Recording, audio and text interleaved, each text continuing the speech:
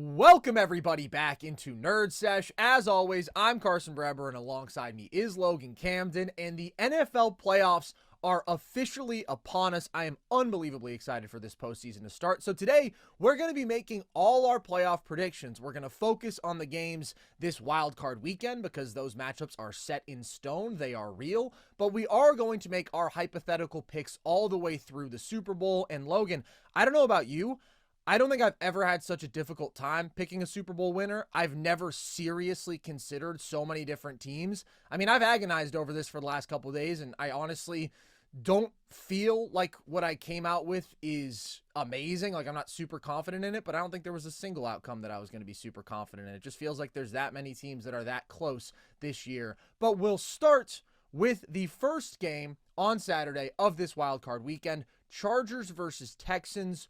Logan, what are some of the big keys that stand out to you in this matchup?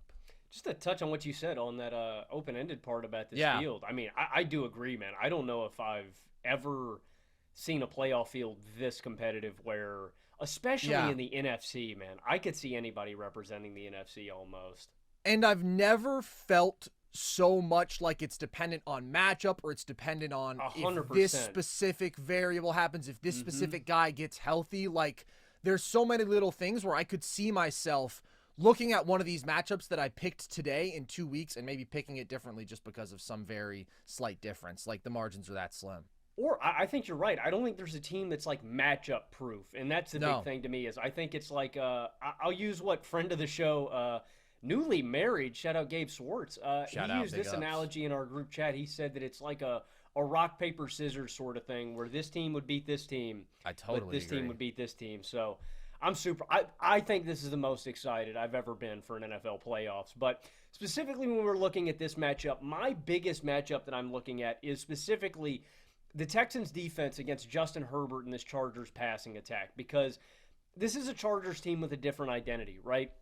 With Harbaugh now leading the helm, Jim Harbaugh, this is a trench team. This is a nasty team. They like to run the football. They like to really establish that old school kind of game, right? This was the number one scoring defense in all of the league. Now, I think that number is a little deceiving. I don't think the Chargers have the best defense in the NFL. They're a very good defense, don't get me wrong, but I think that number is a little misleading. But they've been a great unit all year long. Number one red zone defense, number 5 third down defense. And I have a lot of faith in that group against this Texans offense, but the one that I think is the biggest matchup is specifically Justin Herbert, Ladd McConkey, Quentin Johnston, and this passing attack going up against this Texans secondary.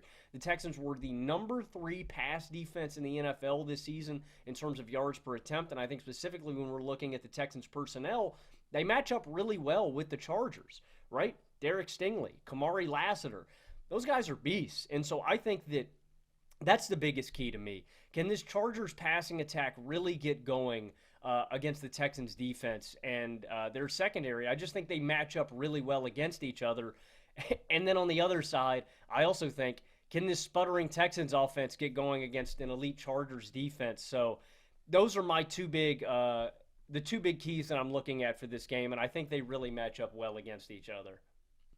Yeah, I'm expecting a competitive game here. And I do think that we're looking at two very good defenses here. I do think that Houston's defense is quite good. They've got really strong corners, especially Stingley has been amazing, but Kamari Lassiter is good. And they're going up against a very limited group of Chargers weapons. So I do expect the Chargers to really try to feed Ladd McConkey out of the slot in this game. And then you have the dynamic edge rusher duo of Danielle Hunter and Will Anderson, who are matched up against the strength of this Chargers offensive line, which is very strong at the tackle spots. Ultimately, I don't expect the Houston defense to be able to really rattle Justin Herbert. And I do think if they were to do so, it would be on the back of that pass rush. But again, although the Chargers are weak on the interior offensive line, they are pretty well equipped to handle those dynamic edge rushers. And I don't think they're going to be able to force him into that mistake. And that's been a big part of the Texans' defensive formula this year. They're top 5 in takeaways. Justin Herbert has missed 3 interceptions this year, man. I mean, he has just been incredible in terms of taking care of the football, and I kind of think that Houston needs to get that big swing play on the defensive side, because if I'm the Houston offense, I'm really worried about facing this Chargers defense. I would just be worried, period, because the Houston offense hasn't looked good for a long time. But with Khalil Mack and Tui Pelotu and Joey Bosa, I think the Chargers can get a lot of pressure against this frankly shitty Houston offensive line. A lot of people have gotten a lot of pressure against them. And without Stephon Diggs and without Tank Dell, it's just a receiving core that is lacking in high-end weapons, and I think the Chargers are going to be able to really key in on Nico Collins in this game. And over the last 4 weeks, Nico Collins has only given you 174 total yards. That's 43 yards per game. He's the best weapon on the field for either team, but they've been struggling to get him the ball, and they've been struggling, period. And I do still believe in C.J. Stroud, but since the Texans' 5-1 start, he's given you just over 2,100 yards. That's in 11 games, 6.6 yards per pass attempt, 10 touchdowns to 11 turnovers, under 60% completion, under 80 passer rating. Again, I believe in him because I like a lot of his traits. I love his poise. I do think that he is an above average creator. I think he's a really, really strong young quarterback. But the numbers over the last 11 games are that of a bad quarterback. And Houston is 5-6 in that time. And the best team that they've beaten in that span is the Jacksonville Jaguars. So we're just looking at a really large sample size of Houston really struggling on offense and being a below average football team overall. So I could see this game getting really ugly for them. Like if it does happen that the Chargers edge rushers just overwhelm their offensive line and maybe CJ doesn't handle that pressure super well and you get a turnover or two out of him, like I could see them struggling to put up any points, but I am going to give CJ the benefit of the doubt, say he makes this a respectable game. I do think, considering the lack of the run game, considering how bad the offensive line is, considering how many weapons he is down, he still is capable of dealing with pressure. He's still early in the year was phenomenal on 3rd and long, and I think that quarterback is still there within him. So I think it's competitive because I also don't think that the Chargers offense can explode against this Houston defense. The Chargers offense just doesn't explode much, period, because their run game isn't overly efficient and they are lacking in those high-end receiving weapons. But I do trust them more to grind out this game because I think that Herbert is better. I think that their offense is better. Yeah, I agree with a lot of that. Now, I do feel for Houston because at the start of this year when Houston was kind of this dark horse pick for a lot of people to win the AFC, I mean, that was very popular before the year started. Houston and Green Bay both as these young ascending teams. The reason why was because of your confidence in the receiving room depth, right? And that's why I think that Houston is just at such a deficit in this game. The strength of this team was the receiving group with Tank Dell, with Nico Collins, with Stephon Diggs, with Dalton Schultz. Like, they had a surplus of guys they could get the ball to. They cut Noah Brown. Exactly. And Noah Brown was awesome this year for Washington. Yeah. So it's just hard for me to see this offense being really, really potent. But I do see an avenue for Houston winning this game, and that would be them zeroing in. I would sell the farm on Ladd McConkey and Quentin Johnston. I am just committing to zeroing in on those guys and less on Quentin Johnston, more on Ladd McConkey because Quentin's inconsistent. He can have his games because he is such a physical freak, but his hands are bad still, you know, even though he's had a better year this year and he's definitely better than his rookie year. I'm selling out on Ladd McConkey. I think he is their best offensive weapon at a skill position, and so that would be my focus. And like you said, trying to get pressure on Herbert, trying to disrupt him, it is a tall task for me, and that is why I think I'm going to have the Chargers winning this football game. When I look at the three components, Carson, normally when I'm struggling to pick between a team and a football game, I look at three areas. The quarterback. Well, I like Justin Herbert more than I like C.J. Stroud. I look at the defense.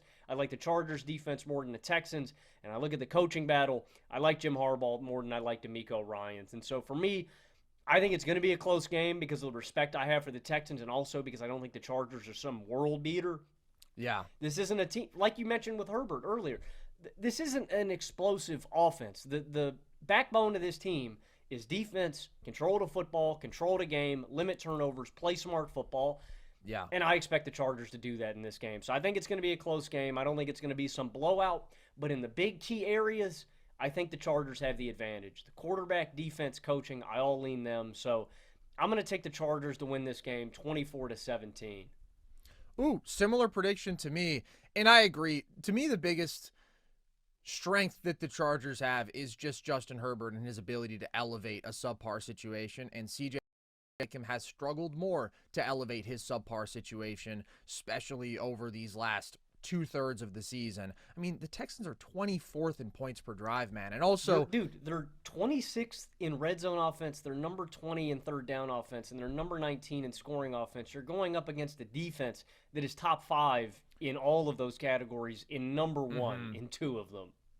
And our pal Theo did a video that I thought was really interesting, just breaking down every playoff team's points per drive and points allowed per drive versus other playoff teams, and the Texans were the single worst team across both conferences in terms of their differential. They were really bad offensively and they were really bad defensively. It wasn't Pittsburgh, man, because that defense still translates if you're Pittsburgh.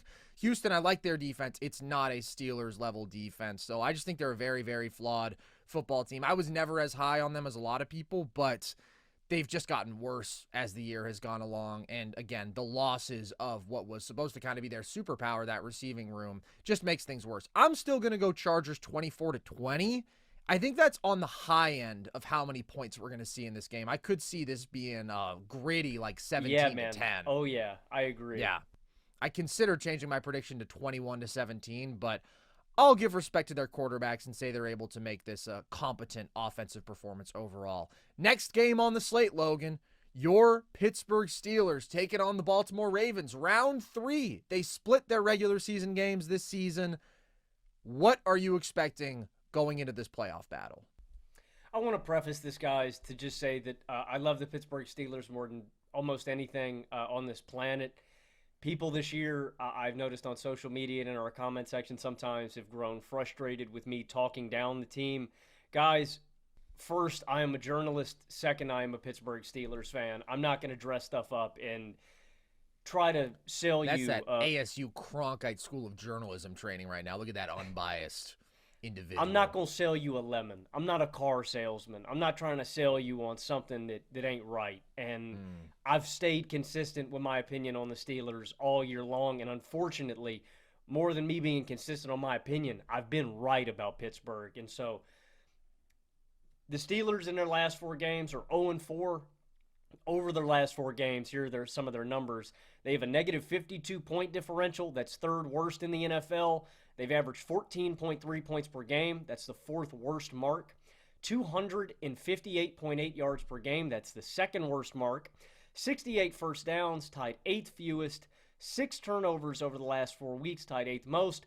And in all those games, they haven't cracked over 20 points. I get it. The schedule has been tough. They have faced a bunch of great competition. Great teams don't fall apart like that against other great teams. The Steelers are limping into the playoffs right now, and so I'm set with this. Oh man, my offense has stalled out. I would really wish I had another dynamic quarterback where I could switch things up. Ding! Oh my gosh, I do! His name is Justin Fields. Russ has played poorly enough to justify benching him and starting Justin. At this point in the season, with the sample sizes that we have gotten out of these 2 quarterbacks, Justin Fields actually has a better winning percentage than Russell Wilson. He's 4-2, Russ is 6-5. And over the last 4 weeks, Russell Wilson has been the leader of all those bad offensive numbers I mentioned earlier. But specifically, he's 4 touchdowns to 4 turnovers with 174.5 passing yards per game with an 81.3 passer rating, and you've gotten all the hallmarks of washed Russell Wilson in these games.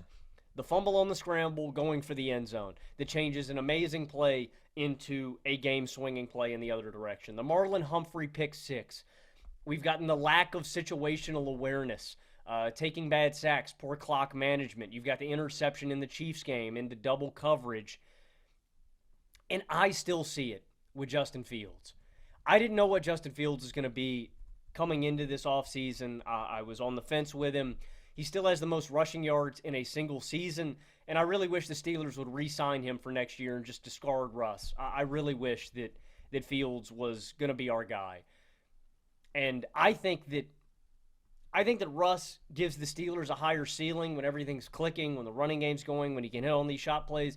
But I think Justin Fields gives you a higher floor. Carson, 3 offensive tackles allowed 10 or more sacks this year. Do you know who they are? No, not off the top of my head. Dan Moore Jr. allowed the most this year with 12. Broderick Jones allowed the second most this year with 10. And third is Nicholas Petit-Frere for the Titans, who also allowed 10. Fields can just make up for the offensive line atrocity that the Steelers have because of those physical tools that he has. And if Mike Tomlin had a pair of balls, he would just try it out. Unfortunately, I know Mike Tomlin, and he is more willing to go down with the ship than to change something to try to keep it afloat. I'm sick and tired of this stale-ass water and bread offense. We need an overhaul. They just don't get it. I think the Steelers overcomplicate offense so much. I know nobody listening is going to nobody is in the Steelers organization. I think you should play Jaylen Warren. Smith could be a fan. I think you should play Jaylen Warren. I think you should play Justin Fields. I think you should move Broderick Jones over to left tackle and outright cut Dan Moore Jr. I think you should utilize more 2 tight end offensive sets with Darnell Washington and Pat Freiermuth. Most importantly, I think you should spread defenses out and run more shotgun with deeper route concepts. The Steelers run a prehistoric Flintstone family offense. It is so frustrating to watch. It feels like a high school or a college program. It's embarrassing. And on top of that, I'd say continue investing in the offensive line early in the draft and free agency. Justin Fields is going to get paid as a bridge quarterback for another franchise. George Pickens is going to skip town because he is sick and tired of this quarterback play. And unfortunately, next year, Pittsburgh is probably going to be stuck with Russell Wilson, Arthur Smith holding the bag, and we're destined to run this whole thing back next year and do the same song and dance. So this is the worst team in the playoff field, in my opinion. And I don't mean that in top to bottom. I mean that in the vibes, in the trajectory that the Steelers are on. This is a roller coaster that is going straight downhill, that is destined to crash and burn in this football game. And so I'll say this. I wouldn't put it past the Pittsburgh Steelers upsetting the Baltimore Ravens. This is an AFC North game, and I think you have to recognize this when these two teams are playing. Weird things happen in these games. And if the Steelers can come away with 2 or 3 of those freak turnovers and they can hold Lamar in the pocket, it's not out of the realm of possibility, but it's extremely unlikely. And the Steelers have to play a perfect football game, and the Ravens have to play a catastrophically bad football game. And with the trajectory that both these teams are on, I just have more confidence in the Baltimore Ravens. And they have so much more offensive firepower. Lamar Jackson and Derrick Henry run circles around our best offensive player, George Pickens.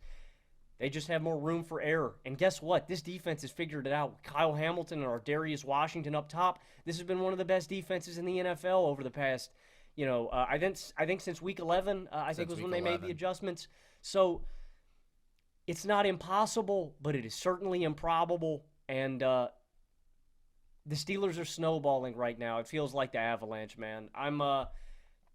Like I said, I don't put it past Pittsburgh, but I think it's extremely unlikely. And I just like Baltimore's formula a lot more. This is a bad offense. I'm not going to bet on a bad offense to win a playoff game. It's pretty much as simple as that.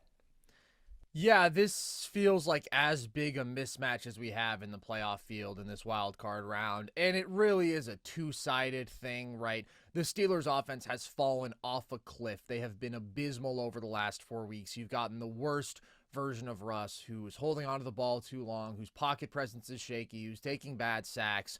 He's just been really, really bad. And for that reason, I'm with you. I would go to Justin Fields. And it's not because I think that Justin Fields in totality this year was necessarily better than Russ, because Russ was playing good football earlier in the year.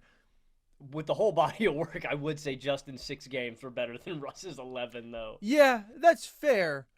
But to me, the difference is just more how Russ is trending, how bad he's been. And when your offense looks this bad and you are facing a juggernaut offense like the Ravens and just such a superior two-way football team, why would you not take a chance? Why would you not bet on the upside that you get with injecting a Justin Fields and his athletic ability into the offense, and also just giving a different look for the Ravens? They've seen Russell Wilson twice now this year. And inject some life into this team and locker room. Dude, the team is embodying. We always talk about Jokic and the team embodying his style of play and his mentality. Guys, the team is mirroring our quarterback right now, Russell Wilson, and it's a team that is mentally defeated. Like, just give them a shot to the arm that can give this team some life, please. Yeah, I agree. So I would be in favor of that switch. Don't think it's going to happen. So I just struggle to find any sort of edge for Pittsburgh in this matchup. Their quarterback sucks. They don't have the personnel to win outside. I do think that George Pickens is very good, but this secondary, this pass defense for Baltimore has been excellent, and Pickens was horrible last game. He is frustratingly inconsistent for his ability, and they're going to really struggle to run the ball against the number one run defense in football. I think it's going to be a really ugly offensive outing for Pittsburgh because, Logan, you mentioned, since the Ravens made their defensive adjustments in Week 11 at the safety spot, they are first in scoring defense. They are first in total defense. They are first in pass defense. They are number one in opponent passer rating. They are first in defensive yards per play, and they are first in defensive EPA per play. I mean, they have been clearly the best defense in football statistically over the last 7 games, and they've faced some shitty quarterbacks in that time, but they've also faced the Eagles. They faced Justin Herbert. They faced C.J. Stroud. As we talked about, the Texans' offense hasn't been good, but I still think that's a good quarterback, even if he hasn't been playing like it. It's just pretty terrifying, the form that they've rounded into defensively. So the only real hope, the only hope at all for a Pittsburgh upset in this game, in my opinion, is that they find a way to slow down this Baltimore offense, which is really, really difficult to do because it is an elite offense.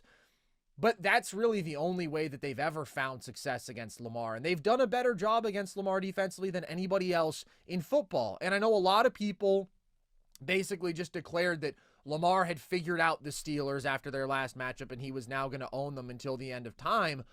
But he played a very good game. He still threw a pick. He still had a fumble that was unrecovered in that game. And in his career, he's averaged 160 passing yards versus the Steelers. He's got 8 touchdowns to 12 turnovers and a pass rating of 73. Now, I think the Ravens are going to produce offensively. I'm going to bet on Lamar's supernatural talent coming through, especially when paired with Derrick Henry. They just have so much more offensive juice. But if Pittsburgh were to win this game, it would be forcing a couple turnovers, successfully keeping Lamar in the pocket like they've been able to do in this matchup more than anybody else. And I'm betting on Lamar. I'm just saying the track record does show that there is some potential for Pittsburgh doing what they need to do defensively to win this game. But they would need to both do that, which is tough with how well Lamar in this offense is playing, and then they would need a much better version of Russ, and they'd need a really good Pickens game. They'd need a couple of those shot plays, and I just can't buy any of it with Pittsburgh right now. I think the Ravens win this game convincingly. I'm going to take them 27-14. Ironically, this is probably the best matchup that the Steelers could have drawn in round 1. I still think over Houston or L.A. The reason I say that, that's insane, dude. The Texans suck. I fear Houston's pass rush more than I do Baltimore's. I don't want to go up against Danielle Hunter and Will Anderson. I think they would abuse our tackles. Yeah, but what else do you fear more about Houston? Not much. I mean, C.J. Stroud would carve us up too, no doubt. I'm telling you, man. The Steelers lucked out. You fear C.J. Stroud more than Lamar Jackson? When it's the Pittsburgh Steelers, yes. The Pittsburgh I still think Steelers, that's crazy. I think that's insane. Well, CJ has been struggling, man. Lamar is a I fear freak. Pocket passers more against Pittsburgh, and we have had Lamar's number. I'm telling you, we've lucked into this, and the Steelers should be thanking their lucky stars that it's going to be Baltimore. So ironically, I can't believe that you're saying that compared to Houston. That blows my mind. This is the best matchup that the Steelers could have drawn. And guess what? I'm going to pick the Steelers to score the most points that they've scored in the last 4 weeks. The problem is that bar is not too high. No. I got the Steelers scoring 19 points and losing by a possession by 8 to Baltimore. I got Baltimore over Pittsburgh 27-19. I'm still trying to wrap my head around this take, man. That you would rather see Baltimore than Houston. Pittsburgh. What I don't understand is that Baltimore better. is just so much better. Well, you don't know how Pittsburgh plays Houston. You didn't see that. Well, I'm saying everybody's been playing Houston pretty well for the last 11 weeks. Houston beat us 37-14 or something. I'm just saying, man. This is not Pittsburgh the same team. It's not. Pittsburgh is more susceptible to getting dogged by pocket. Look at what Joe Flacco did to us earlier this year. I'm just telling you, man. I don't fear Lamar. I still think we're going to lose. We suck. We suck. Yeah, I know. I just think the Ravens look really, really scary right now, man. And even though I do trust the Steelers' defense versus Lamar more than any other defense versus Lamar, Baltimore's just so much more talented than Houston, and they're playing such superior football I'm just right saying, now. I it's mean, just unique. It's just unique to Pittsburgh. I know what you're saying. It's still crazy to me. All right, let's talk about the final AFC wildcard game, Logan. We're now into the Sunday slate, the Sunday morning game. Bills, Broncos, Logan. I've got 1,000 turnips riding on this game, and a bet with Drew from Pick a Side. Loser has to eat 1,000 turnips. He's taking the Broncos. I think we all know who I'm taking. What are you expecting from this game? My biggest key really is, does Josh Allen have a pulse the morning of game day? If he wakes up, I'm going to take the Bills. That's a good take. If he's dead, then I'm dead. I'm yeah, going out with him. Romeo and Juliet style, buddy. Joshy goes, I go. It's that simple.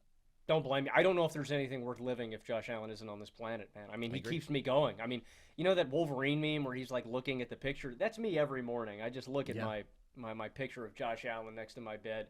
Look, I know the Broncos defense is great. I know what they've done all year. Shout out Allen. Shout out Benito, right? Those guys have had awesome years. Shout out Pat Surtain. I know that this defense is great. I kind of throw that out the window when they're taking on a guy like Josh Allen. And the bigger issue is that the quarterback under center for the Denver Broncos is Bo Nix. And I know everybody was riding high after last week when Bo Nix beat up on the Chiefs second stringers. I wish Bo Nix could play against second stringers every week. Maybe he'd look like that every game. If the Bills can get pressure on Bo Nix, which was the recipe for Pittsburgh, that was the game that I watched the most tape of Bo. I watched every snap of that game. He crumbled. And you tweeted out a stat about Bo Nix's stats under pressure. That's the key to me.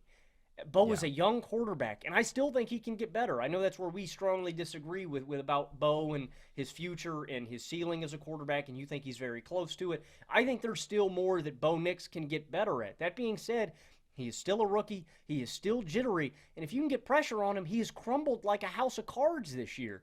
And so that's the key to me. If Buffalo can get back there in the pocket against this offensive line, I don't really care what the Denver defense is going to do to Josh, because I think this is one of the best offenses in football, and I think Josh is a top 2 quarterback on the planet. So that's the key to me. Does Buffalo get pressure on Bo Nix, and does Josh Allen wake up in the morning and feel froggy? Yeah, and I think Josh is going to be feeling froggy. He tends to feel froggy come playoff time and come wild card weekend. The Broncos are an awesome defense, as you say. I just don't see it mattering all that much. I mean, in the last 10 games that Josh played in this year, the Bills averaged 34.4 points per game. I mentioned that video that Theo did. If I cite any percentile offenses or percentile numbers specifically versus playoff teams, just presume it's from that video that he made, so I don't have to shout him out every time. But the Bills versus playoff defenses were a 97th percentile offense. So against all levels of competition, they have just been completely dominant offensively. And Denver has a great pass rush, and they're normally a very blitz-heavy defense. They're 7th in blitz percentage. Josh is unbelievable versus the blitz. He had a passer rating of 123 versus the blitz this year, 16 touchdowns to 1 pick, 8.5 yards per attempt. Pat Surtain is a monster. Brandon Jones has been really good in that secondary, but the strength of the Bills' weapons is their depth, right? They're not dependent on any one player. You blanket one guy, that's fine. There's not a big difference all the way from Khalil Shakir down to Keon Coleman, arguably from their best weapon to their 4th best weapon. And so it's not like Pat Surtain can have the same impact that he does when he dominates an individual matchup against an elite receiver. So unless Denver's pass rush just dominates the Bills' offensive line, which is a good offensive line, by the way, without consistently sending extra guys, because I think if you blitz consistently, Josh is going to punish you for that. I just don't see how they make the Bills' offense uncomfortable. And even if they were to execute that formula and get a bunch of pressure, Josh has been the best quarterback in football at negating pressure and arguably the best at creating out of structure in the NFL this year. And then on the flip side, I just do not see a way that Denver's offense can keep up with Buffalo's, man. The Bills this year are 26th in blitz percentage, but they're 10th in pressure rate and they're 5th in hurry percentage. And you mentioned how bad Bo has been under pressure. I mean, the numbers are just atrocious. 4.2 passing yards per attempt under pressure, 45% completion rate, 5 touchdowns, 5 picks, 53.7 passer rating. So the Bills' formula is we get a good amount of pressure while rushing 4 and sitting back and forcing everything underneath, keeping everything in the passing game underneath and contained, not letting up anything explosive. And Denver's got a really good offensive line, so maybe they pass protect pretty well in this matchup. But I also think that Buffalo's corners, who are really good, just totally outmatch the Broncos wide receivers in this matchup. And I think the way to beat the Bills defense is to really run the football on them, right? Because they are a smaller defense. They love to live in nickel. They can kind of get bullied. The Broncos run game this year has just been very mediocre. So I just don't see a path to Denver winning this game that doesn't require Bo Nix leading long drive after long drive, right? Taking the underneath stuff consistently, just putting together a bunch of composed drives. I think that requires too much consistency of him. And all it takes is one bad mistake from Bo. One play under pressure when everything is well covered and you try to force a ball where it shouldn't be, or you take a bad sack and that ball comes out. One of those mistakes, and this game is over. And he's facing a defense that has been top 5 in turnovers forced for 5 straight years. That is what the Bills do better than anything. They take the ball away from you, and I think Bo is very susceptible to give them a couple in this game. So it's pretty simple, man.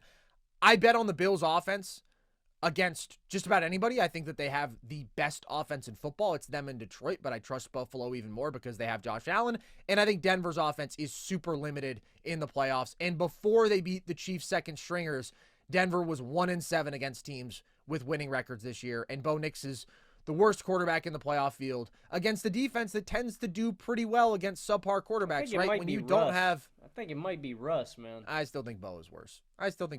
But whatever. We're having a shit off at that point. The point is, these are the kind of offenses and these are the kind of quarterbacks that the Bills, with their discipline, with their bend don't break approach, with their force the opposing quarterback to make good play after good play instead of that one outlier great play, when a guy can't do that, that's when the Bills defense is at its best. And I don't think that Bo can do that in this game. So I'm going to go Bills 34-10. I think it's a massacre. That's ballsy. I think the only thing I'd add on to what you said, I think one component is Bo playing beyond, his baseline. I also think the other thing is I think Josh would have to have one of his worst games of the season, and I just don't see that happening. He's one of the greatest playoff performers ever. I just don't see him have. I think Josh would need to collapse, and I think Bo would have to have a superhuman game. So I'm also going to. And that would be the most shocking outcome to me in NFL history if both of those things happened. Agreed. So I'm going to take the Bills to beat the Broncos also by 2 scores. Well, you took them by 4. I've got them by, 3 if they get all 3 2-point conversions.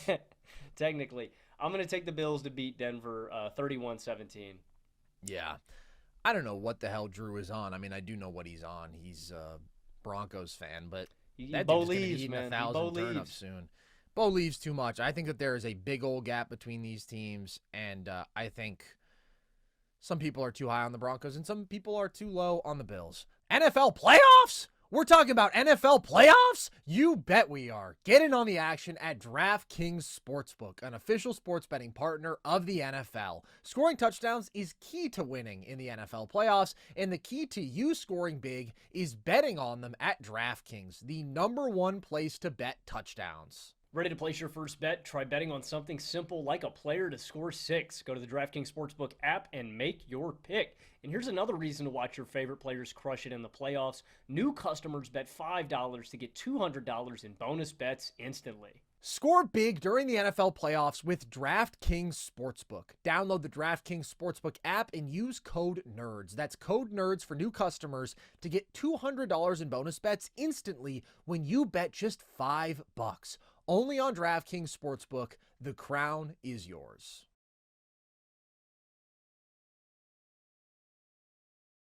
Let's move to the NFC, Logan, where the first matchup of the weekend is Packers-Eagles, which should be very fun. Rematch of what we saw in week 1. What are some of the keys that stand out to you in this matchup? First, I think Jalen Hurts has to play. That's number 1. He's been in concussion protocol since December 22nd, so that's number 1. If we're getting a Kenny Pickett or Tanner McKee show, it is over. It is over. I'm pretty sure Hurts is practicing today, so I would say it's like 95% he plays. Well, and a concussion lasting, don't get me wrong, it's not out of the realm of possibility, but a concussion lasting 3 weeks and leaving him out would really, really surprise me. Yeah. This is a rematch of a game we saw very early on this year between Philly and Green Bay in Brazil, which Philadelphia came out on top of.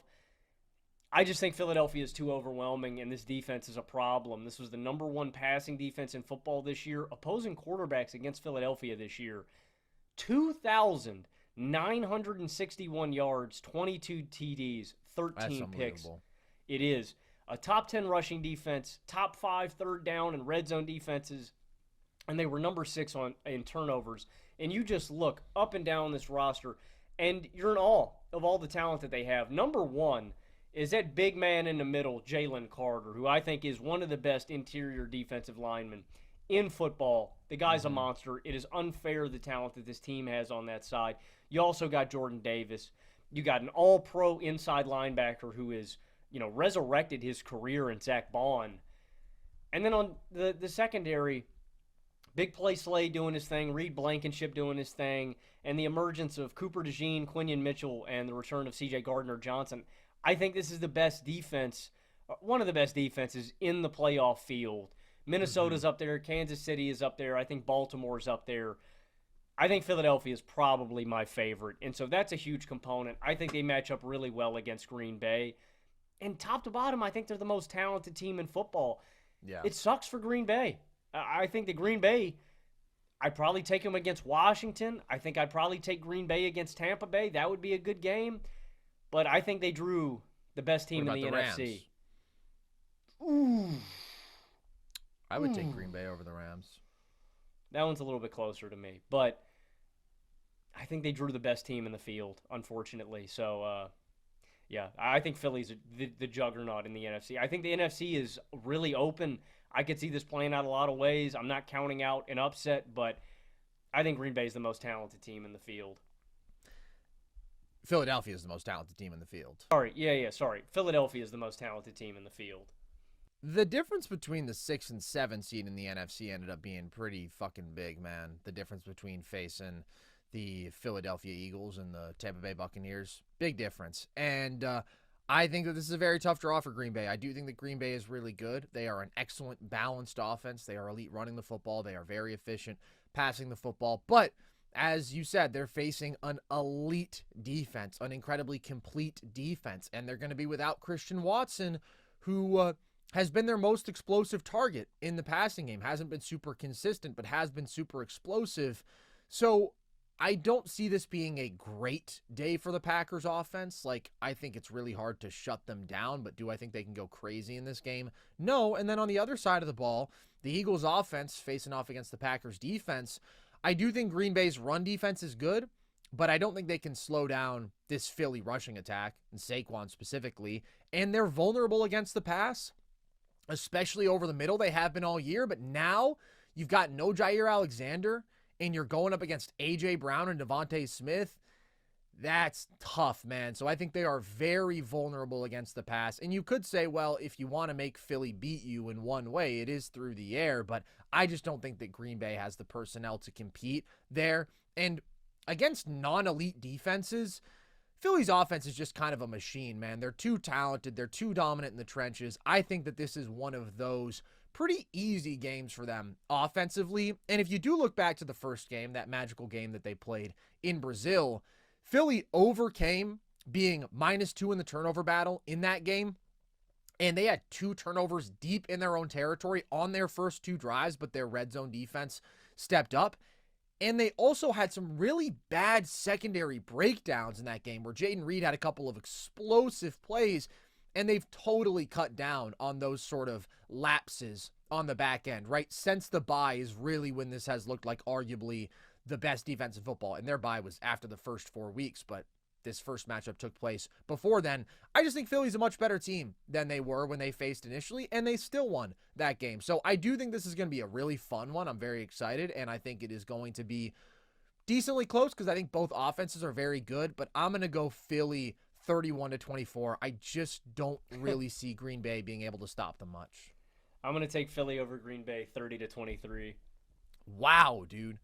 We have got a lot of very similar scores here, I got to say, Logan. You and I, great minds think alike.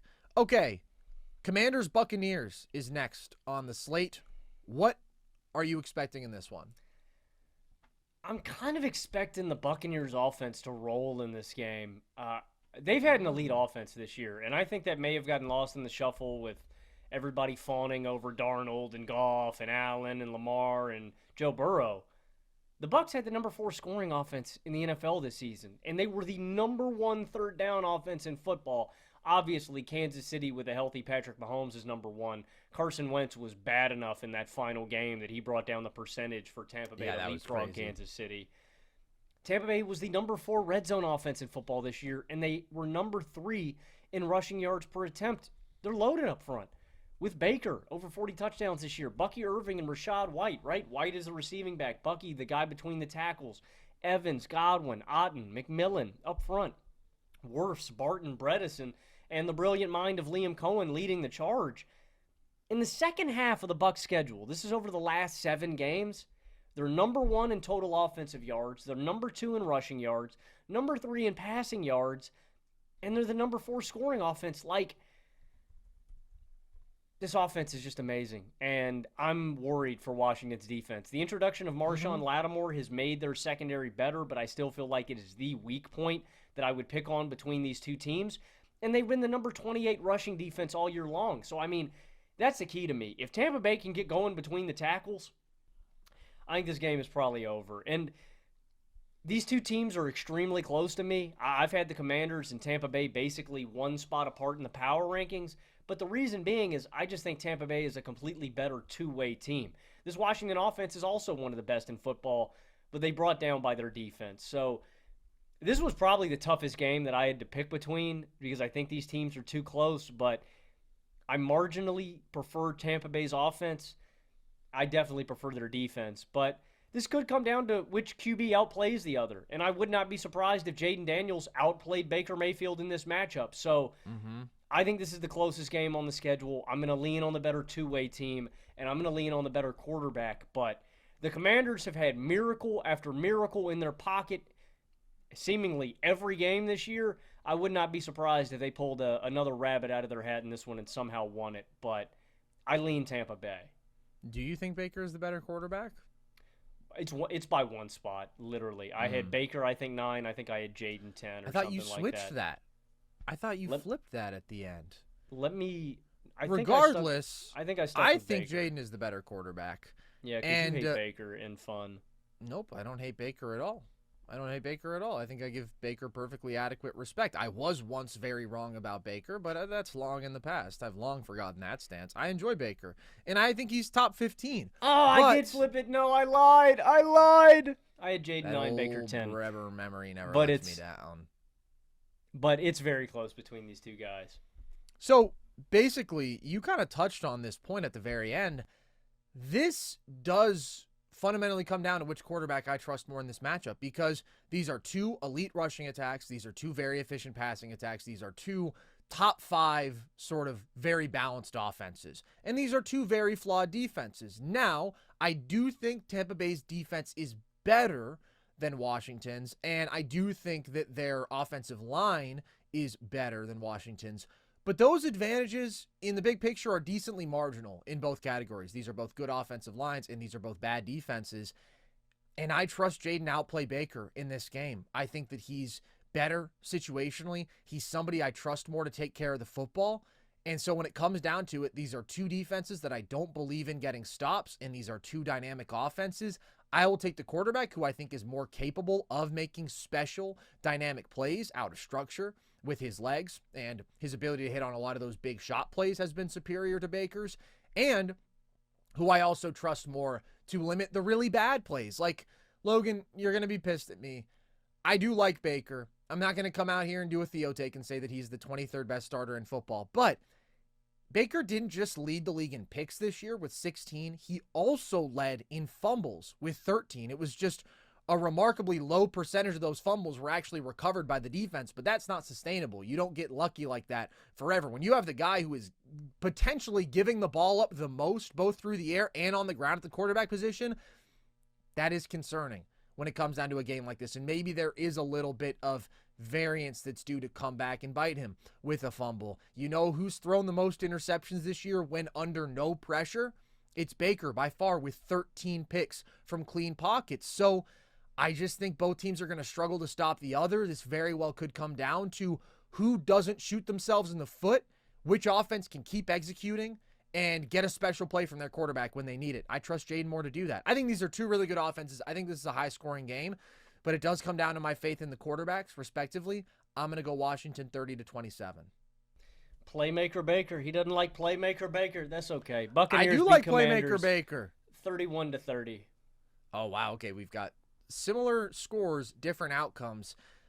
You can't make this an anti-Baker thing, man. I'm just telling it how it is. He's got the propensity to make a very you can act like play. You like Baker, bro, but you don't really like I Baker. do like Baker. If you I do really like Baker. That's all right, man. That's Well, I really like Jayden.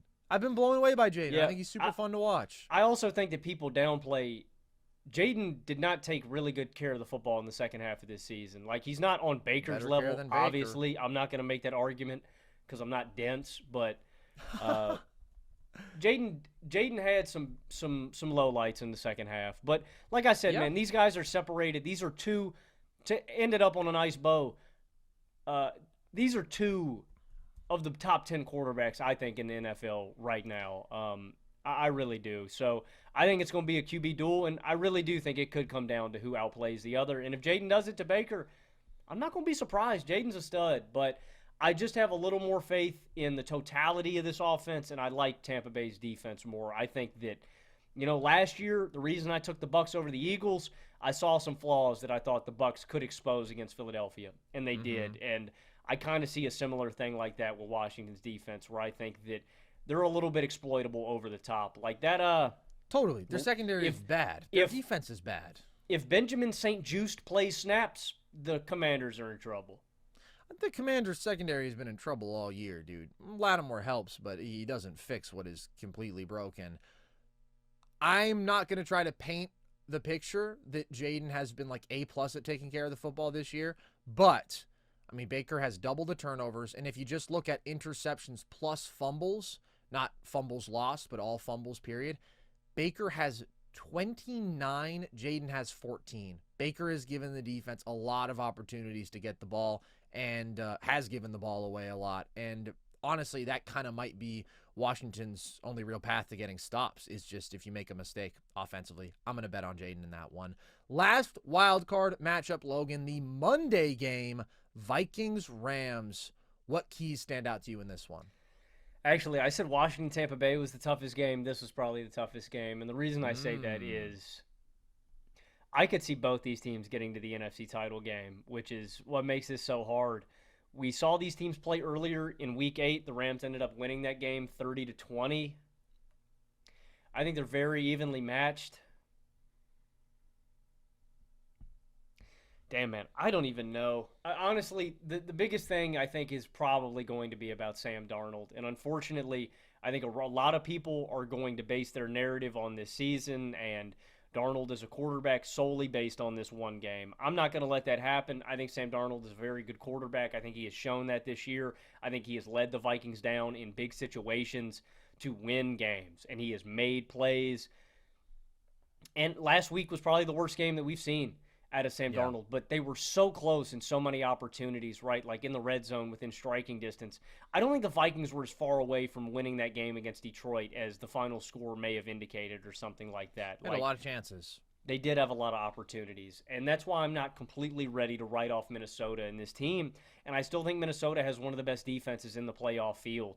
That's going to be the key to me is Sam Darnold executing in big spots, not crumbling under pressure, which – he's not going to be let off the hook today. The Rams can get home on Monday, the Rams are going to be able to get pressure on Darnold.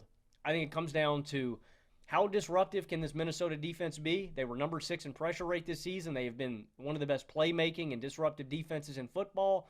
And can Sam Darnold pull his weight and not shoot the Vikings in the foot? I'm not ready to count Minnesota completely out. I think the Rams have been surging, and a lot of people are taking the Rams to beat Minnesota despite their regular season success. And again, I know they won the head-to-head battle, I don't think I'm there yet, man. I still really believe in Minnesota in this formula. Yeah, I'm taking Minnesota here too, and I do really like them. Comes down really to how much faith I have in their defense. I trust their defense to win this battle against the Rams offense. Stafford this year has struggled under pressure quite a bit. He really can't move all that well back there at his age. 55 passer rating, 2 touchdowns, 4 picks, 5.5 yards per attempt under pressure. But he has also been quite good versus the blitz because he gets the ball out so fast versus the blitz. He's got the 5th fastest time to throw, and he's got a 105 passer rating, 8 touchdowns, 2 picks against the blitz. So that's the thing. Minnesota gets a ton of pressure, but they also blitz a lot. And so they got to get home pretty fast, I think, to make Stafford pay if they are going to be blitzing consistently as they regularly do. And by the way, Stafford was excellent in the first matchup against Minnesota. And he's got all of his weapons for this game. And those weapons are really, really good.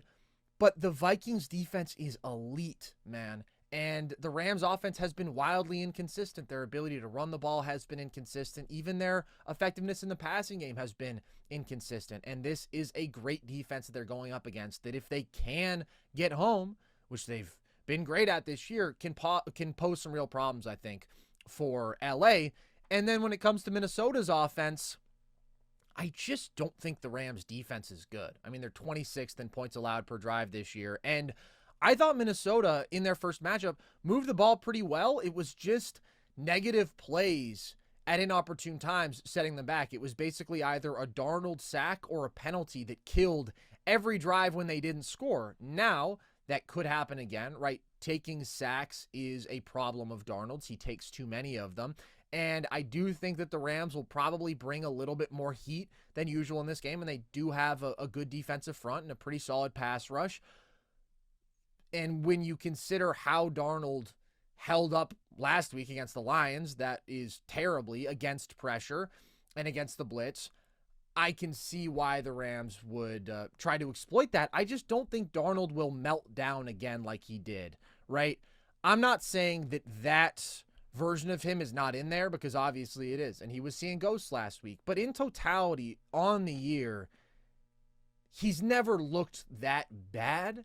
And he's never just been that out of sync where he's missing open receivers. His processing totally breaks down. Like, again, he's good to take a bad sack, an inopportune sack a game, but to just consistently be as incapable of attacking the defense as he was last week, that to me was uncharacteristic. I don't see that happening again. I do think Minnesota should be able to run the ball better than they did in the first matchup between these two teams and than they did last week, which alleviates some of the burden on Darnold. The Rams are just 26th in yards allowed per rush attempt. So I just think this game requires Stafford being pretty special against a great defense. And for Minnesota to win, it just requires getting a solid Darnold who doesn't fail like he did this past week. They have, to me, just the more talented roster, the better infrastructure in place. And it really comes down to that gap in the defense. Like, I can see Stafford going crazy and winning the Rams because of that. And if Darnold is bad, well, yeah, that's the formula right there. I think there's more outcomes where Minnesota just does their job, plays basically up to their potential, up to their normal level, and they win the game if they do that, in my opinion. So I have them 24-20. And I know people have love scars from last week against Detroit. All I'll say is it's hard getting that much pressure the way Detroit did on Darnold because I think his offensive line is pretty good. Also, they've got Justin Jefferson and Jordan Addison, and I think that's a problem in of itself where it's hard to cover those guys. It's hard to stay. They have so many weapons, man. If it's Hawkinson, if it's, Naylor, who I know he's had his problems with drops, has been good at getting open this year. If it's Aaron Jones, I just think the Vikings are the better team top to bottom, and I don't trust this defense nearly as much as I do with Minnesota. Like I said, the Rams are a real threat. I could see them getting to the NFC title game. I think this is the toughest one, but I'm going to take Minnesota 28-23. And also, you mentioned just how incredible the receiving weapons are, right? Darnold was missing them when they were open this past week. I just think it is going to be beaten into him exactly how he should be moving through his progressions, exactly how he should prepare to face another blitz-heavy performance because, like Last week was really, really bad, but I think KOC is a really good coach, and I do think that he will have Darnold better prepared. I don't have as much faith in Darnold as I did before this past week, but I don't think it's going to look like it did last week again in back-to-back games. Last thing I'll say, the most Minnesota thing they could do, though, is lose this game. I can't think of a more Minnesota field thing. Goal. That would be the most Minnesota thing. You win 14 games. Of course, the Lions this year win 15, so you miss out on the division and home field advantage and the number 1 seed, and then you drop your final 2 games. That would be the most Minnesota thing ever. I pray for the livelihood and sanity of Minnesota fans that does not come to fruition. I agree. That would just be so brutal. By the way, shout out to the NFC North. Best winning percentage ever by a division this year. Pretty ridiculous. And then you got the Bears in there, but you also got a 12-win team, a 14-win team, and a 15-win team. That's pretty crazy. Or I guess actually the Packers ended with 11 wins because they lost to the Bears are like 3 snaps away from being, a 7-8 win team. Very true. Let's move in to hypothetical territory, Logan, the world of our imagination. We're into the divisional round now. Let's rip off the Band-Aid. Let's start with the big one in the AFC. We've both got Bills-Ravens. What's your prediction for this game? We'll move through these more quickly because, again, these matchups may actually happen in the future, and if they do, we'll preview them more in depth then. I mentioned the rock, paper, scissors dynamic with these teams, and that is how I feel about Baltimore, Buffalo, and Kansas City. I think Buffalo is the best matchup to dethrone Kansas City in a hypothetical AFC championship game if it happens. I also think Baltimore is a really, really bad matchup for Buffalo. We saw these teams meet earlier in the year. Baltimore blew Buffalo out. I know a lot of people will probably cling to that. I mean, Derrick Henry hit a home run on the first play of the game, and it was just like, damn, they threw that haymaker, and Buffalo could never really bounce back. I think this is a bad matchup for Buffalo. The Ravens' defense is streaking. You mentioned, they've been the best defense in football since they made that adjustment statistically. And then offensively, I think they can attack Buffalo's weak spots on defense. This is a bad rushing defense. They're going to go up against the best rushing offense in football with the best backfield tandem. So, look, I would never count Josh Allen from winning an individual football game. He is that singular force. And my dad actually said this when we were talking about the Bills last night. Carson, I don't blame you for being really high on Buffalo because I'll tell you what, if the Pittsburgh Steelers had Josh Allen, I'd probably pick the Steelers to go to the Super Bowl every year.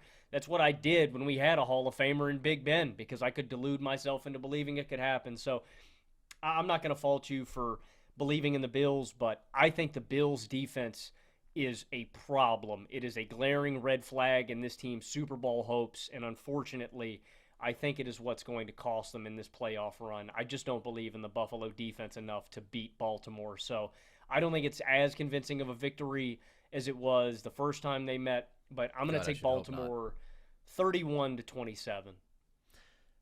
I completely agree with the rock, paper, scissors point, man. And I basically tweeted that out a couple days ago. I think specifically when you look at the top of the AFC, with how Baltimore's defense has turned things around, those 3 teams are so close that matchups are everything. And I think every team has their nightmare draw. And I think that for the Bills, Baltimore is the nightmare draw. I'm going to take Baltimore to win this game. Yeah, I mean, I went back and forth on this one so many times over the last 48 hours. It is a brutal matchup. And when you look at, again, those stats versus playoff teams, Buffalo, 97th percentile offense. They score, they produce on anybody. Doesn't matter. They have the best offense in football. 0th percentile defense versus playoff teams. And the Rams game is a big part of that.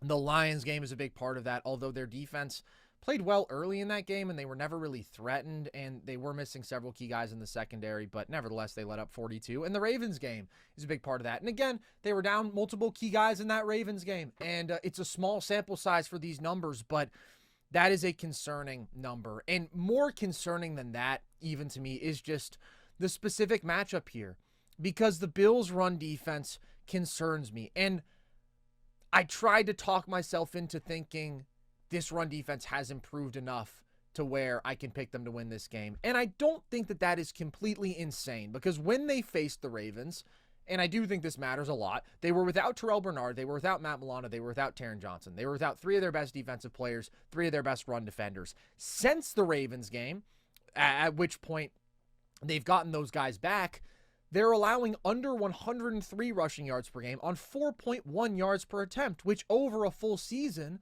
would have them 9th in rushing yards per game allowed, in top 7 in rushing yards per attempt allowed. The run defense has improved as those guys have gotten healthy, although on the year they still end up 19th in yards per attempt allowed because they were so bad to start the year, specifically in that Ravens game. So I think that they've improved, but it's just undeniably a vulnerability. And the last time these teams met, the Ravens ran for 271 yards on Buffalo. And when we've seen them face really good run games, it's not like every time they've gotten trounced on the ground, right? They actually did a phenomenal job defending the run against Detroit, but the Colts were able to really run the football successfully on them. The Niners in that snow game were able to run the ball well on them. And that concerns me. That scares me. And when the Ravens defense has been as good as it's been, I think that they, especially in this matchup, are the far more trustworthy defense than Buffalo's. I have so much faith in Josh Allen, dude.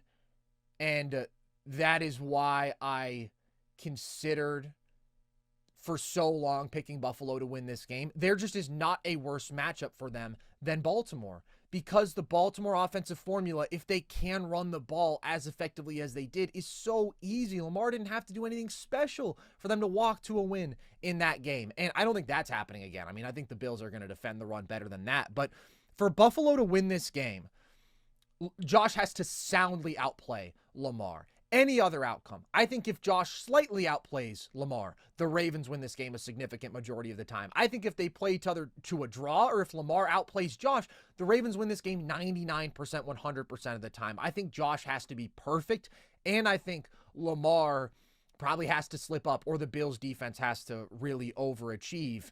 And even though I do prefer Josh, and I do trust Josh to outplay Lamar, these are two elite quarterbacks. These have been the two best quarterbacks in football this year. I don't know if I can consider it the most likely outcome that Josh is going to soundly outplay Lamar. And I really tried to fully remove myself from my Bills fan shoes here and just think, if I'm looking at these two teams in a vacuum, and I'm looking at the Ravens rushing attack against this Bills run defense, and I'm looking at the Ravens defense against the Bills defense in totality, it's tough to pick the Bills. And I do still think it's going to be a really, really close game. And I think the first couple drives on both sides are going to be huge, because you think about how things went in the first Ravens game, right? The Bills are just a little bit out of sync offensively. They don't go for it on 2 4th and shorts in their first 3 drives. Meanwhile, the Ravens, Derrick Henry rips off an 87-yard rushing touchdown to open the game. Like, they immediately dug themselves in a hole because they were just a little bit off offensively, and they could do nothing in terms of resistance against the run game defensively. But then you think about how the Lions game went, which I thought was going to be a really problematic matchup for Buffalo because of the same run defense thing against that team so dominant in the trenches. They were able to get stops against the run early, and then they were in control of that entire game. They dictated because they just kept on putting points upon points upon points, forcing Detroit to play from behind. So that's kind of what it's going to come down to. I think those first couple drives are huge. If Buffalo surges out to a lead and they're forcing Baltimore to throw the ball more and play with a deficit, well, then I think Buffalo wins the game. Absolutely. If they can keep it even in the early drives, maybe they win the game. And that's really going to be crucial. And by the way, Logan, I mean, we're talking about matchups and how key they are. If Buffalo does beat Baltimore, I think I'm picking the Bills to win the Super Bowl. If they somehow avoid Baltimore, I think I'm picking the Bills to win the Super Bowl. But if they beat the Ravens, that would mean they've survived their toughest matchup. And that would instill enough confidence for me in their defense for me to pick Buffalo to go all the way. Because I think that their defense matches up significantly better against Kansas City, as we saw earlier this year. They're just so much better playing the pass. And right, if they were to draw Detroit, well, they beat Detroit. Any NFC team, it's like I have that overwhelming faith in Josh to totally outplay the opposing quarterback. This is the one matchup that scares me the most for Buffalo, and it's not even close. More than Kansas City. I know some people might think that that's crazy. It's matchups, man. Matchups are everything. So I'm super conflicted. I'm going to go Ravens. Bills didn't lose at home once this year. Maybe that means something, but it's a really tough draw. Also, part of that game script that you were talking about getting out early it also factors in how much Baltimore can utilize Derrick Henry. If they're in a hole, right? Clock comes into play, then Lamar has to throw more. That plays into Buffalo's hands. So Bills win that version of the game. I definitely think it'll give them some juice. I don't know if I'd say I'd pick them to the Super Bowl. I don't think it's a cakewalk by any means, but it'll give them some firepower. I still got to go through Kansas City though, man. I'd pick them to beat Kansas City. I think Josh is playing better than Pat. I think the Bills' offense is significantly better. It's matchups, man. I'd take Kansas City. I know you would. You take fucking anybody over the Bills. And guess what? The Bills are going to beat the Ravens because you know what happens when I pick against the Bills this year? I've picked against the Bills this year twice. You know what happened? Kansas City. You know what happened? Anybody. You know what happened, Logan? Bills are 2-0 when I pick against them this year. He said reverse psychology. He knows your tricks. Smart man. Look, man. We'll see how it plays out. All right, let's talk about the Chiefs. Not as interesting a game. They're facing the Chargers. What are you expecting? They're going to beat up on their little brother. I actually think this is probably going to be a really close game just because every Chiefs game is a close one. It'll probably end up being like 27-23. Yeah, I just don't think the Chargers have enough offensive firepower to keep up with them. And the Chiefs' defense is dominant. And all of the issues that people were up in arms about for Kansas City, that they have worked itself out, right? The tackle issue solved. Okay. The skill talent issue around Mahomes. Okay, well, that's solved. You've given this team essentially an extra 3 weeks to get healthy and to prepare for whoever their opponent is going to be. You've given them rest. I know that rest has been a big part of discourse after the college football playoff and all the teams on byes lost, yada, yada. It is still a massive advantage to be able to rest your guys and to have them fully healthy and ready, right? The team that whoever plays them is not only going to have to go to Kansas City, which it's so huge that they have home field advantage. I don't want to undersell that aspect of it. Arrowhead is probably my least favorite place to play in the NFL. I think they have the biggest home field advantage of any team in the NFL. And you've let their guys get healthy, and they're going to be able to prepare with more time for their team. It's just so many things go in Kansas City's favor. It's going to be a close game because Kansas City doesn't blow anybody out, but I think it's a no-brainer to take them over the Chargers. Yeah, I mean, these teams played 2 competitive games this year, and the Chargers were able to get a lot of pressure on Mahomes in those 2 games. They had 29 pressures and 6 sacks, and they defended the run well. They really held the Chiefs' offense in check. But at the end of the day, I trust the Chiefs' offense more. I do think the line has looked better. I do think the weapons are better with Hollywood Brown there. And I trust the Chiefs' defense more. I think they have the best defensive coordinator in football. I think they have the best defensive player on the field in this matchup with Chris Jones. This is kind of a no-brainer. I definitely think it will be a competitive game, but I certainly have more faith in the Chiefs. Let's go NFC, Logan. Now we diverge. You have the Lions facing the Vikings. I do. I would take Detroit to beat Minnesota, kind of how we saw in Week 18. I think it's going to be a closer game, but I think home field advantage for Detroit is also huge. I think you heard the crowd in that matchup against Minnesota. That's a tough environment to play, that loud-ass dome. Also, I just think Detroit's offense has answers for whoever they play. Like, we raved about how great this Minnesota defense was, and it didn't matter. Detroit had every play in their book. And they're so strong in the trenches. Like, yeah, even without David Montgomery, right? Like, Jahmyr Gibbs just eats the entire game. I just think Detroit has Minnesota's number, and against a lot of teams, they're just going to be able to run up the score. So I'm going to take Detroit to beat Minnesota. I've got Lions against Commanders. Washington. Yeah, which I think is pretty easily the most lopsided matchup of my hypothetical divisional round. I think the Lions are clearly better on both sides.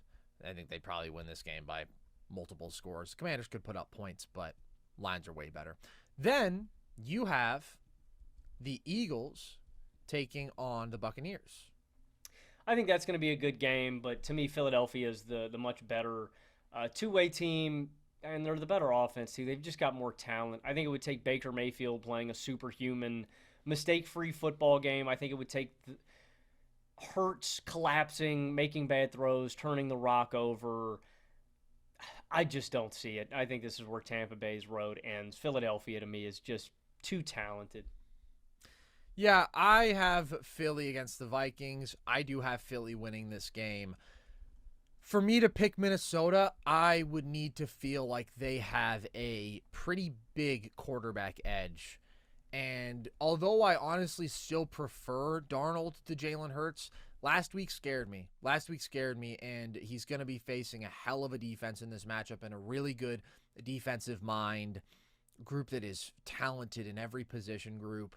It's not enough of an advantage because even though I think Minnesota is better coached, I think these defenses are basically equals. And I do think the Minnesota offense is talented. It's just not the sort of we can pick up 5-6 yards every time on the ground when we want. And then we also have this elite receiving duo and we have this elite pass protecting offensive line, right? If Hurts and Darnold are roughly in the same tier, then the Eagles win this football game. And I like Sam. I'm not out on Sam. I'm not confident enough in him outplaying Hurts to pick Minnesota to win this game. I think it's a close game. I don't think that that's impossible at all, but I trust Philly's formula more. 2025. A new year and a new you full of possibilities. Don't let the bad times of 2024 bring you down. This year, reach new heights with Via. Trusted by over 500,000 happy customers, Via is the Swiss Army knife of wellness, dedicated to harnessing the natural benefits of hemp to create high-quality wellness products. Whether you're looking to improve your sleep, focus, recovery, add a little pep to your step, or just get high, Via has something for you. With products ranging from 0 to 100 milligrams of THC, Via gives you the power to blaze your own trail. Via is well renowned for their award-winning THC and THC-free gummies and vapes, THCA flower, soothing topicals, and calming drops, all crafted with the highest quality hemp sourced from trusted, independently owned American farms. And the best part, Via legally ships to nearly all states in the U.S. in discreet packaging directly to your door with a worry-free guarantee, no medical card required. So if you're 21 plus, check out our link to Via's website link in our description and use code NERDSESH for 15% off. And if you're new to Via, get a free gift of your choice. We here at NerdSesh love Via. Can't recommend it enough. It's really a great time, whatever you're looking for. If you're looking to chill, if you're looking to get a good night's sleep. Personally, my favorite is Cloud9. Just a very fun, relaxing experience that you're going to have. But recommend it very highly. Again, you've got a range of products in terms of THC content all the way down to non-THC products, quality ingredients, affordable, accessible. Check out Via. So if you're 21 plus, check out the link in our description and use the code NERDSESH to receive 15% off. And if you're new to Via, get a free gift of your choice. After your purchase, they ask you where you heard about them. Please support our show and tell them we sent you this year. Enhance your every day with Via. So we've got the same teams in the title games, Logan. It hurts me so much to not have Buffalo here. And I swear to God, if I picked the Bills to beat the Ravens, I was picking them to win the Super Bowl. And if that happens, I will pick them to win the Super Bowl over those last couple games. That's the calculus in my mind. Now we've got Ravens-Chiefs, though, which is a different matchup when we talk about this game of rock, paper, scissors. How do you see this one shaking out? Yeah, it's ironic, right? It was the AFC title game last year. It was the first game of the NFL season this year, and the Ravens got really close. They are a toe away for Isaiah Likely for either forcing overtime or having an opportunity to win the game with a 2-point conversion. Last season in the AFC title game, I thought that the Ravens had everything they needed to beat Kansas City, and yet they got away from their formula. It was a close game. They stopped running the ball and handed it off. They became very one-dimensional. They turned Lamar into a passer, and their offense fell apart. So I think their personnel is much better for this season, and Baltimore was my pick preseason out of the AFC. So I could see it happening. I definitely think Baltimore still has the firepower, but I think the Chiefs match up really well against Baltimore defensively. This is an elite run-stopping unit. I think, who do I trust more? It's definitely Kansas City and all those defensive studs up there up front to slow Derrick Henry down. And then Mahomes versus Lamar, I just trust Mahomes to play. That's the thing that I think a lot of people are overlooking this year when they're talking about Lamar and where he stands as an all-time great quarterback. I'm not saying this to diminish Lamar Jackson. Guys, he hasn't shown us jack shit in the playoffs yet. And I don't say that to demean Lamar or to, bring him down a notch, that he's not this all-time great quarterback. He is, but he hasn't done shit in the playoffs. So this is a very big prove-it year for Lamar. I just haven't seen it yet. Once I see it, maybe, first 2 weeks against Pittsburgh, against Buffalo, whoever they draw, maybe my tune will change after we see it. I haven't seen it yet, and I know what I saw from Lamar last year against Kansas City in this exact same spot. So I'm going to take Kansas City to beat Baltimore. The whole Lamar dialogue thing is tricky because he had an all-time great season, and I think that there are a lot of people who will try to totally write him off because of his playoff resume. But we all know playoffs in the NFL give you a small sample size, man. Right, and it takes that 1 year where you break through and you play up to your potential, and then the narrative has changed forever. What the hell do we look at Eli Manning like if he never gets his two? You know what I mean? For sure. I mean, there's so many guys, right, who get their one. This is just how it works in sports. People say you can't do it until you do. And oftentimes people say, oh, well, that guy's a playoff letdown, and that guy individually actually has been really good. His team just hasn't. That is not the case with Lamar, though. Lamar has not been good in the playoffs. Lamar has as many turnovers as he does touchdowns, and he's got a 76 passer rating. He has been bad in the playoffs. And so there are people who are huge defenders of his who will sort of try to write that off and act like that doesn't exist. That does exist. He does legitimately have to vanquish that, which I do think he's capable of. But as I've said, I still trust both Pat and Josh more in the playoffs. And the difference is I think that Pat also has the defense that I trust more than Josh's, especially in this matchup. They have defended the run very successfully overall and very successfully against the Ravens. The Ravens haven't been able to establish the run against the Chiefs over the last 2 years. In the AFC title game last year, they had 8 non-quarterback runs. In their first regular season game this year, the season opener, they had 16 non-quarterback runs. And Lamar was really, really good as a scrambler in that game, but also he was under a lot of pressure. The Chiefs' defensive line, the Chiefs' pass rush really was impressive in that matchup. And I thought Lamar outplayed Pat in that game, and the Ravens still couldn't win. Now, I think the Ravens have been playing better football since then overall, and their defense, again, has been so good in this recent stretch of the season and is playing up to their talent level. There was no reason for the Ravens to be as bad defensively as they were earlier in the year. And in fact, shout out to Theo's video again, in terms of their points per drive allowed versus playoff teams, the Ravens have been the best defense in the AFC. So there is a lot to love about this team. But again, I really trust Kansas City's defense in this matchup. I think they make it very hard on Baltimore to play how they want. And if they do have to play from a deficit, if they do have to win on Lamar's arm, as good of a thrower of the football as he is not on that Pat Josh level to me. And I do think the Chiefs are a better football team now, right? I don't know if I'm as high on them as you are, but I think their offensive line has improved from where it was at with the tackle situation. I think their weapons still not overly dynamic. It's not a dynamic offense, but Hollywood Brown adds a little bit of speed and talent to that room that does make a difference, and it comes down to their ability to grind out drives, and they're phenomenal at that, and Pat has been phenomenal in the clutch.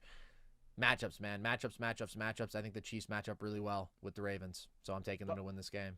Last thing I'll add on Lamar, I think Lamar could also play a great game, and his wide receivers let him down. I mean, how many games this year have we seen end off of a wide receiver drop? How many interceptions this year did Lamar throw that were right off of a wide receiver's hands, right? So I also think that could happen in this game too, that Lamar plays and does everything he needs to do, and his receiving room lets him down. That's also been a part of the Ravens' experience thus far. Yeah. Okay, let's talk about the NFC, Logan. We've both got Lions-Eagles. What's your prediction? Look, kind of the same thing for Baltimore. It's ironic. The two teams that I picked to go to the Super Bowl in the preseason, I'm having lose in the title games here. I wouldn't count it out, though. I think hedging. Detroit... He's hedging, not edging, guys. Chill. Well, maybe both. Can't put it past him. I'm not going to count Detroit completely out. I think this offense is so great that they could just track meet anybody that they play. Ben Johnson and Jared Goff and this crew could just cook up such a great plan that they just persevere through all these defensive injuries and get to the Super Bowl. They have thus far, and maybe this is the team of destiny that through against all odds they're just going to get it done. The big thing for the bye with Detroit and what could swing Detroit back into the Super Bowl picture for me is if Aiden Hutchinson does return this week with a bye, buys them time. Philadelphia is going to have to go to Detroit if they get to this title game. I think Detroit's got really good home field advantage. So those things are in favor of the Lions. That being said, if Hutchinson's not back, I just see Detroit's defense being at too much of a deficit. I think this is where it's just too overwhelming. I think the Eagles are the most talented team in football top to bottom, and that's where I think it's just going to be too much for Detroit to overcome it. Again, I'm not going to completely count them out. I could see Detroit somehow persevering and getting to the Super Bowl. It's just a lot harder for me to envision with all these injuries. So I'm going to – I took a rematch of the Super Bowl last year from 2019. I'm going to take a rematch of another Super Bowl. I've got KC and Philadelphia in the big game. You and I, buddy, we are on the same page here. I also have the Eagles. I'll add another conditional because this is the year of conditionals to me because the margins are that small. If Aiden Hutchinson comes back, I'll pick the Lions to win this game. That's the difference maker to me. But right now, I think you can run the ball in Detroit. They're 22nd in rushing yards per attempt allowed. People don't run the ball up against them a lot because they're always playing from behind against the Lions. But I don't think that's going to be the case for Philly. And this is a dominant rushing attack. And if you think about Detroit's defensive philosophy, their model, especially when they're down an elite A-plus pass rusher like Aiden Hutchinson, it is blitz the hell out of you and play more man coverage than anybody else in football.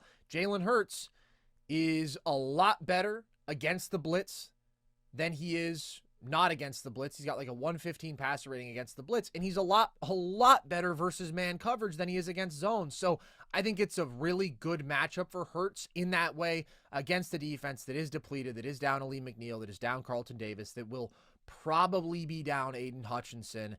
And on the flip side, the Philly defense is elite. The reason I still really was conflicted on this game, and the reason that if Hutchinson does play, I would pick Detroit, is as good as Philly's offense is, I think that there's a gap between these teams offensively. Like, Detroit moves the football as easily as anybody I've ever seen. They just march. I just think it's about 33 finishing. points a game. I think it's about just finishing drives, man. Philadelphia is good at getting there, but they just, sometimes struggle to punch it in.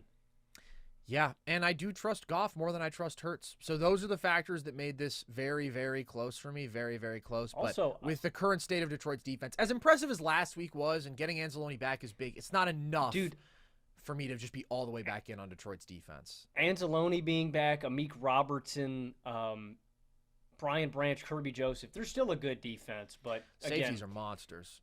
When we're dealing with margins this slim, this is where I think it comes into play and matters. Dude, if we end up picking the same Super Bowl matchup and winner this year. This dude copied me. I mean, I know who you're picking. I know who you're picking. This dude copied me, bro. No, all right, dude. You want me to redo my whole thing and take the Bills to win the Super Bowl? That's the way it's going. That's kind of what I. One of two outcomes. That's kind of what I expected. Honestly, I'm surprised that you went this way. I mean, I've been kind of locked into this Super Bowl since like week 16, week 17. Bro was acting like that was more than 2 weeks ago. Well, I'm just saying, once Kansas City locked up the first round, don't act the like I haven't had Kansas City as much. No. Of course you've had Kansas City. I'm just saying, acting like, yeah, man, I've been on this since week 17. All right, bro. You mean Christmas? 2 weeks ago? Yeah, pretty much. And you've been on the Bills, dick, all season. Whoa! Bro, that's my team. Yeah, I believe in them. Bro, you're fucking going to piss me off and make me pick them to beat the Ravens and pick them to win the Super Bowl. I swear to God. I will go against my rational mind. You don't want to because I'm telling you. In more outcomes, the Ravens win. If you pick them, they're going to lose. If you don't pick them, they're going to win. So don't all right. Pick them. Well, then, yeah, I'm not going to pick them to win. And I mean, we're gonna you in your crystal ball can say that. Can I still come to the Josh Allen Super Bowl party? No, dude, you've been uninvited. No. Well, the Josh Allen Super Bowl party, yeah, not the Bills Super Bowl party. Okay, you're a true Josh Allen believer. I can't call you a true Bills believer. A true believer. You've lost that title. Shocker, I'm going to take the Chiefs to win the Super Bowl. This being said, I do think it is kind of bold a little bit for people taking the Chiefs just because this would be picking against history. No one in NFL history, no team has ever won 3 Super Bowls straight. Not the 90s Cowboys. They took a year off. The Niners got to the big game, and then they came back, right? They went 2 off year and then 1. This would be historic if the Chiefs did it. They would be the first and only team in NFL history to win 3 Super Bowls. And last year, it was the best defense you had ever given Patrick Mahomes, the best quarterback I've ever watched. They've still got the best quarterback that I believe in. And it's boring, but that's why I'm going to take them to win the Super Bowl. You have to have that guy to beat Pat on the big stage. in big games, and that's what that has shown us. And this isn't to say that guys haven't had it. I think Josh Allen could have knocked off Mahomes twice in the playoffs up to this point very easily. He is that kind of guy that you need to beat Pat in the playoffs. Lamar Jackson could be that guy. He is good enough to get it done. And I'm sorry, Eagles fans, I just don't think Jalen Hurts is that guy. As well as he played in that first Super Bowl, we've seen it. Jimmy Garoppolo wasn't that guy. He had an opportunity. Brock Purdy wasn't that guy. He had an opportunity. Jalen Hurts, as well as he played, wasn't that guy. He had an opportunity. And unfortunately for Philadelphia, I still don't think Jalen Hurts is that guy. And so when the margins are really close with these great teams, I'm going to pick the greatest quarterback ever. And I'm not picking against Mahomes. Man, dude. I'm going to take the Chiefs as well.